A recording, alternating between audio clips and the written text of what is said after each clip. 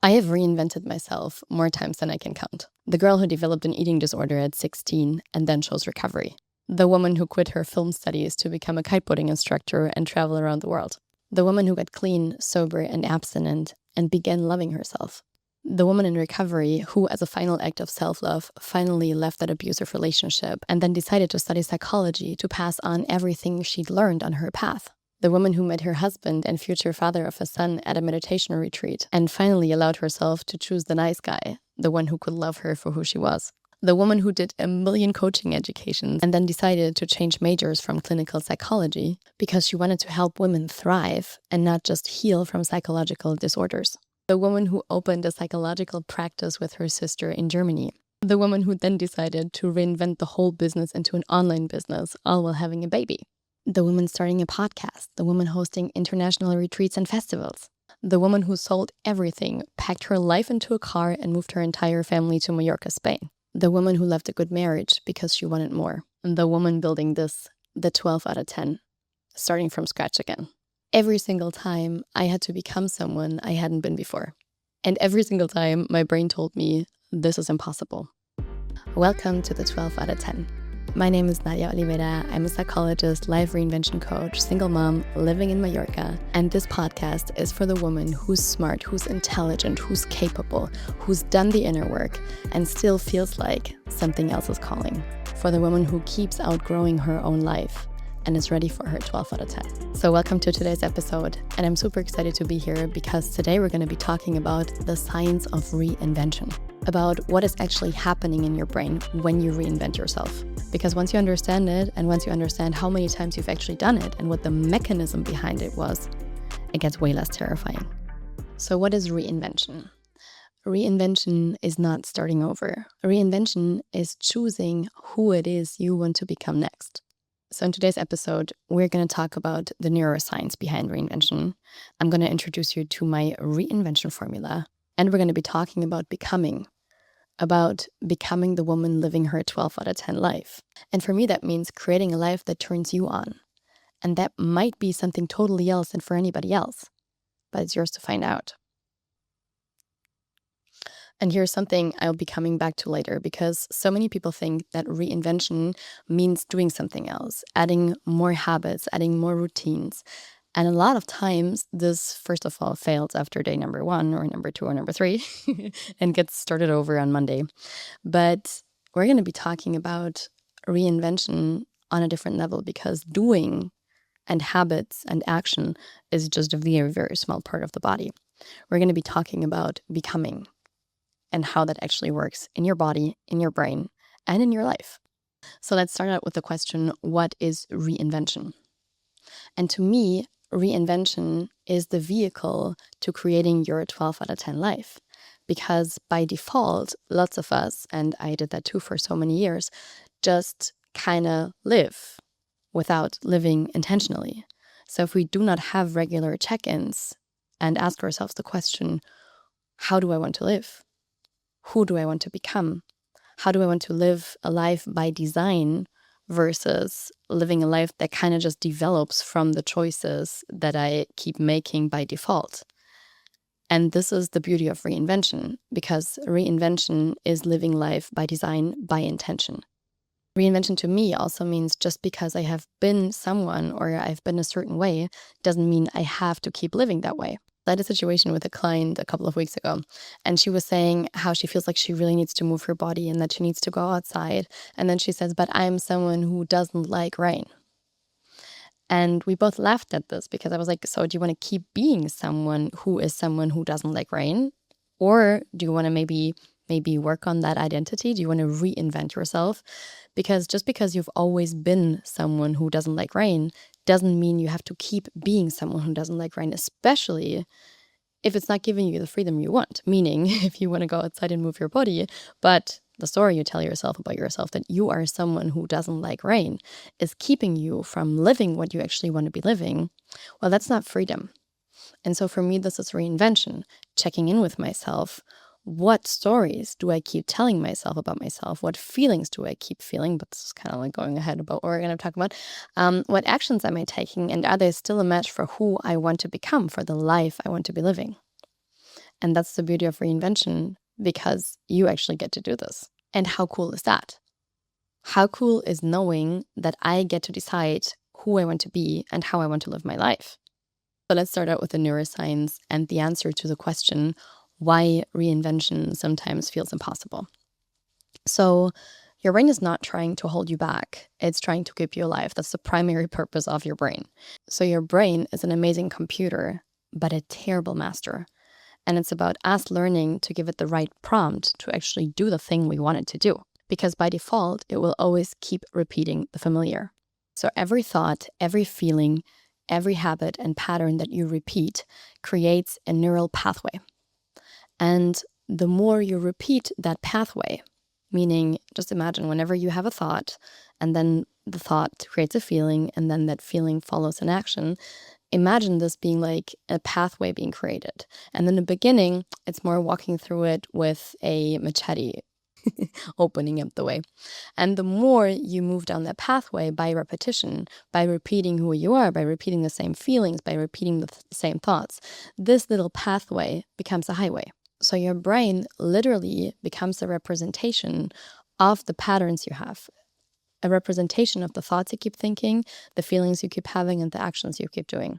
And this is why when certain situations happen, your reaction is almost automatic, right? You don't have to think about how to drive a car because your brain has pathways. It has a highway of how to do this. So it saves energy by just using this pathway. Or when someone says something, your brain has an automated response to how you respond to maybe your mother saying something because it's just used to using this pathway because you've repeated it over time. So this is also why doing new things is in the beginning incredibly hard because there's no highway to go down. It feels like going with a machete into the forest and creating new neurological pathways. And here comes a mind-blowing science moment. Your identity, so what you think, how you feel, and how you act, creates a self-reinforcing loop.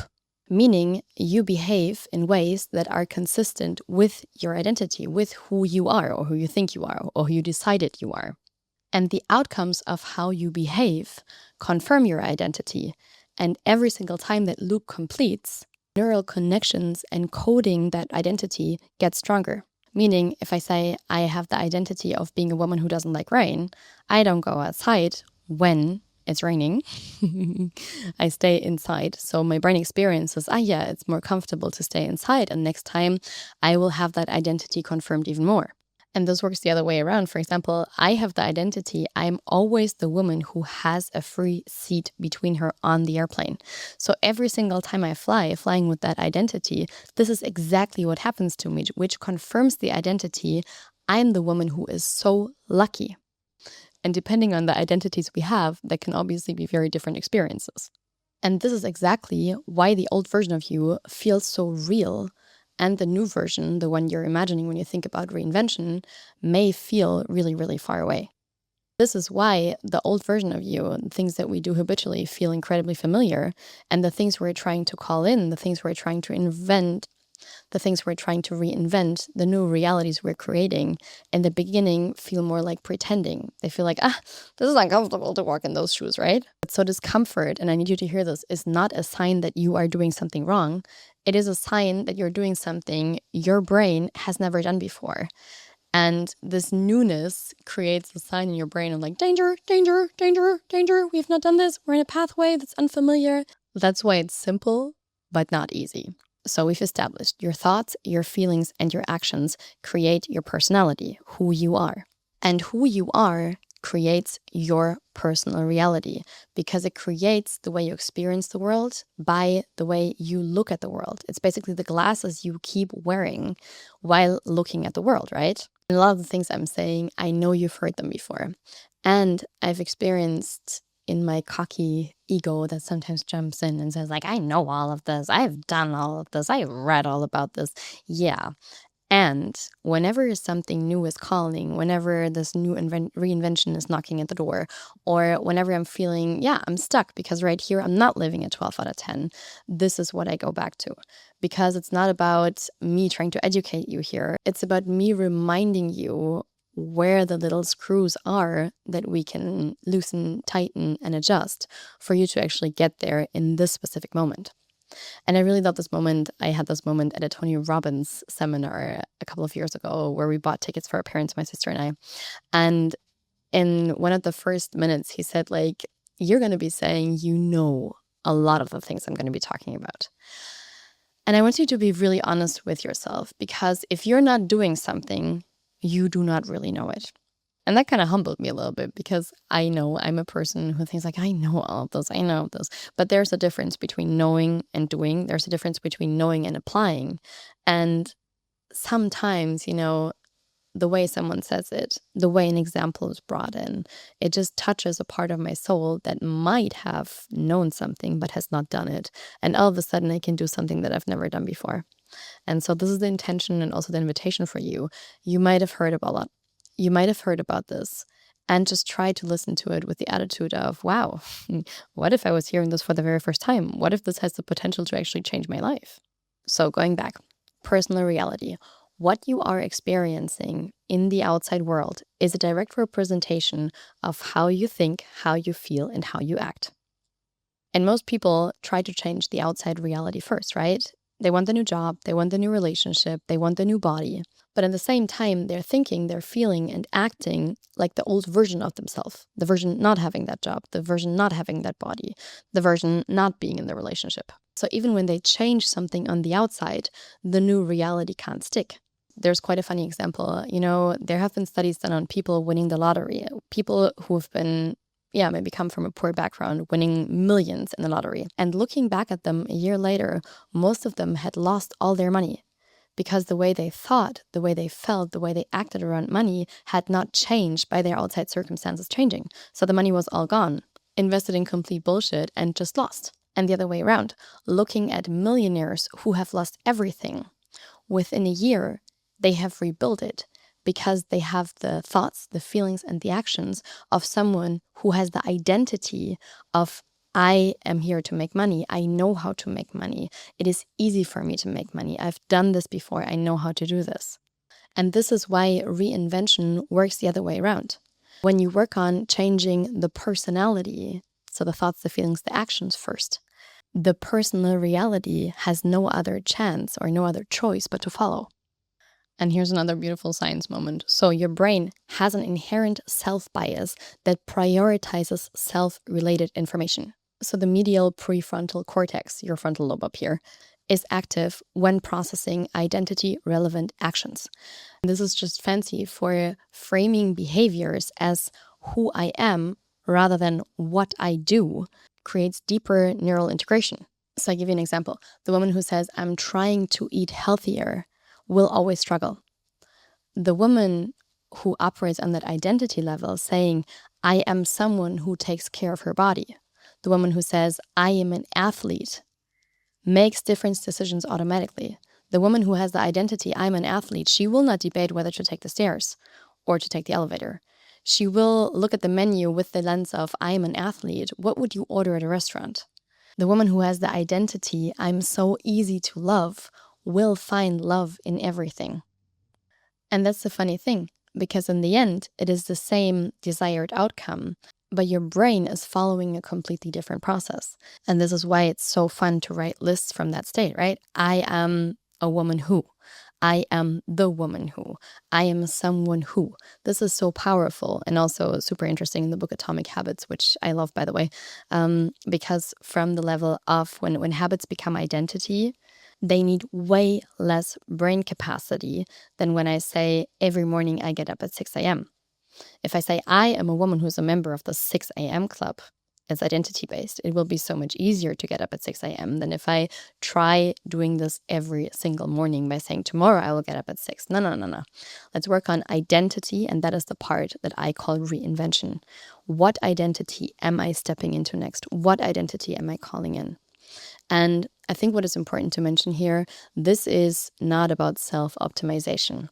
It's more about, like, for me, the 12 out of 10 has nothing to do with needing to think about, okay, let's optimize here. Let's come from this place of, okay, what is not good enough? Reinvention always comes from a place of knowing you are worthy of it all. You are already perfect. You, as the being you are, don't need to get anywhere. Where you are right now in this moment is perfectly, utterly perfect. And you don't need to change in order to become worthy.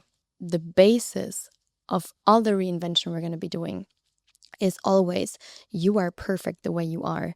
And there's new things I'm calling in. There's things that excite me. So also when checking in, who do I want to become next? I always ask myself, where does it come from? Does it come from a place of lack? Does it come from, I'm not there, so I need to change this? Does it come from a place of, okay, I hate my body, this is why I need to change it? Or does it come from, okay, I'm worthy, I love me for who I am, and how excited would it be to be living in a different body, be living in a body that is fit, a body that can do pull-ups for me. And the same with the relationship. It doesn't come from a place of, oh, I feel so alone, I don't like being alone. It comes from a place of, okay, I have a good relationship with myself, and now I'm excited in a 12 out of 10 world right now. I would love to invite a man. I would love to share my time with a partner. I love to love. I love to bring love into this world. And I love to multiply this love by being in this relationship. And I think there's a huge difference in this for me that needs to be pointed out. So we've kind of already established this, but identity is not who you want to be, right? It doesn't just start with I am that woman. It also needs behavior, right? And the repeated behavior. So your nervous system does not ask, who do I want to be? Your nervous system asks, what is it we keep thinking, we keep feeling, we keep doing, and then it updates identity accordingly. And I think this is one of the most liberating things, because I don't in this moment already have to feel like this version all the time. No, I can also start to think like her. I can start to act like her. And then I will slowly begin to feel like her consistently enough so that my brain starts updating the track record of who I am. And there's also some really cool new research on that. So new studies show that the brain can rewire itself after one single highly charged experience and not just through repetition. So one powerful moment of a decision can create one very, very powerful new neurological pathway immediately. And this is why sometimes the brave choice moment feels so different from the days leading up to it. So sometimes just the decision itself is a neurological event. So once the identity is established, the brain defaults to actions that match who someone believes they are, especially under stress. This is why reinvention is not just about changing habits. It's about changing who you believe yourself to be. Because once you are her, you don't have to decide to act like her anymore. You just do. It's the logical result of who you are. And I think this is the beauty of it. Like, some people ask me, how do you have the discipline to go to the gym? And I don't have the discipline. First of all, it's my mental health sanctuary, but also I'm the woman who exercises. I'm an athlete. For me, it's not a debate if I go to the gym 4 times. It's just who I am. I don't have to use willpower. I don't have to force myself. The same with eating healthy. For me, it is part of who I am. It is part of, I genuinely like vegetables, first of all. And so for me, eating healthy or eating in a way to nourish my body is who I am. I'm a woman who nourishes her body. The same with dating. I'm a woman who has standards. So when someone just likes a picture, I have established I'm a woman who does not reply to people liking my picture, and I don't make exceptions with this, because who I am is a woman who doesn't betray her standards. So first of all, I needed to define those standards. I needed to define the identity. And then through that lens, behavior or decision making becomes quite simple, actually. So here's the most important thing I want you to take from today's episode. Reinvention starts with deciding, who do I want to be? What reality is it I'm calling in? Which woman am I becoming? And you do not have to wait to feel ready to become this version. You can act like her before you are ready. Because once you have connected yourself to that vision, to the woman, to those new identities, and written down, how does she think? How does she feel? How does she act? What are her habits? How does she decide? How does she live? How does she express? How does she talk to her mother? How does she talk to her kids? Like all of that, once you've written this down, you can start embodying her today. And isn't that cool? I can embody her today. I can start thinking like her. I can start feeling like her. I can start making choices from her, and I can start acting like her. I can talk like her. I can walk like her. I can make love like her. And that will inevitably change my entire personal reality. There is basically no other way but for my outside to start matching my inside. So for today, I brought you 3 things that accelerate the neural rewiring, the fancy science word for basically that help you get there, baby. Number 1, decide first. The decision itself changes the brain. The decision who it is you are becoming already changes the brain. So ask yourself who it is I want to become and decide today to go all in for that. Make it a big decision. Maybe you want to record a video of yourself already celebrating it being there, because that itself is a neurological event. Number 2, repetition with emotion. And that's also a fancy word for basically visualizing that future reality you're calling in, visualizing the 12 out of 10 in that specific area of your life. Carving some time out in your day to connect with the feelings. And you can do that while, for example, maybe there's some music, maybe there's a song that connects you with that feeling of the 12 out of 10 in that area. Maybe there is an image you have. Maybe there's a Pinterest board, whatever creates emotion. Because emotion is incredibly powerful when it comes to calling in that new reality and kind of putting on the magnet, right? So what we want to do, I love the image of the magnet, because you are like a magnet, right? You are a magnet and a match for what you're experiencing on the outside. So working on that magnet, if we want to attract something else, what do? We change our magnet. We change the frequency of our magnet. How do we change the frequency? By changing how we think, how we feel, and how we act. So emotion is frequency, right? And the way we feel is a radio frequency being sent out. And whatever we're broadcasting on is a match, right? So if we're broadcasting on 106, we can receive 106. But if we have our radar set on 102, well, we cannot receive 106. So whatever gets you in that feeling of that reality you're calling in. For example, if it is you want to reinvent yourself into being someone who loves going to the gym, or I talked about the gym a lot, but what other cool example is out there? More fun and aliveness. Like, what is the frequency of someone living in fun and aliveness? What actually embodies fun and aliveness right now? What is the frequency? What are behaviors? What are visualizations? What are smells? Like, what gets my senses? My senses, because my senses are very closely connected to my emotions. What gets my senses to send out that magnet signal to the reality it is I'm attracting, right? And you can be so creative there. And also, I love this. In the Reinvention Challenge, we've been doing this. There have been so many amazing ideas from women on, for example, aliveness, on pleasure, on sexuality. So many ideas to energy shop with. What is it other people are doing to work on that? But so repetition. Carving out a time every single day to connect with that vision and to really feel it, because it's one thing to stand in front of the mirror and say, I'm good enough, I'm worthy, I'm calling in aliveness, or to actually use something that helps you feel this in your body. And also here, it takes practice. Like maybe maybe you won't feel it every day, but that's okay, because the goal is not to feel it every single day, to be always connected to the vision, but to practice, to keep practicing even when you don't feel like it. And that brings me to number 3, small identity votes every single day. Every action that is consistent with who it is you are becoming strengthens your neurological pathways, right? From the pathway to the freaking Autobahn, to the highway you want to drive down. And so you do not need dramatic reinvention moments, big reinvention moments every single day, but little action steps. Small, consistent proof that she exists every single day. In the 12-step program, we always say just for today, one step at a time.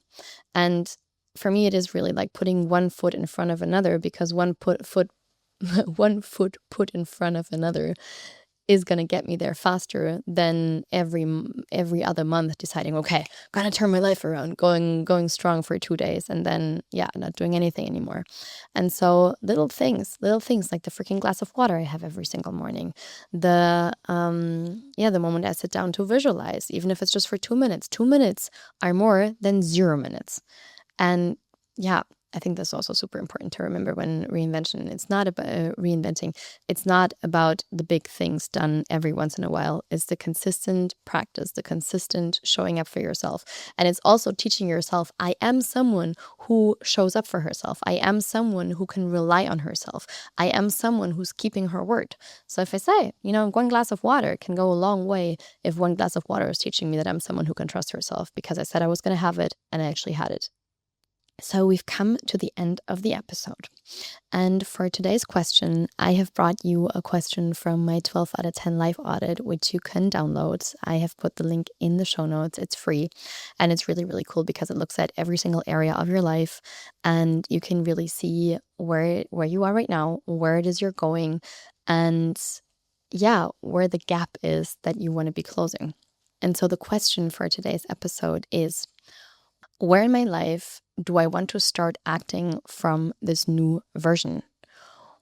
What is one decision, one move that I can make today from who it is I am becoming? Maybe you want to write it down in your journal. Maybe you just want to have it walk with you. Whatever it is, I invite you to answer that question because it's such a beautiful door opener for a new reality. So what I want you to take from today's episode is reinvention is not a personality trait, even though there are women out there, and I'm pretty sure you're one of them, who will always grow, who will always want to reinvent themselves.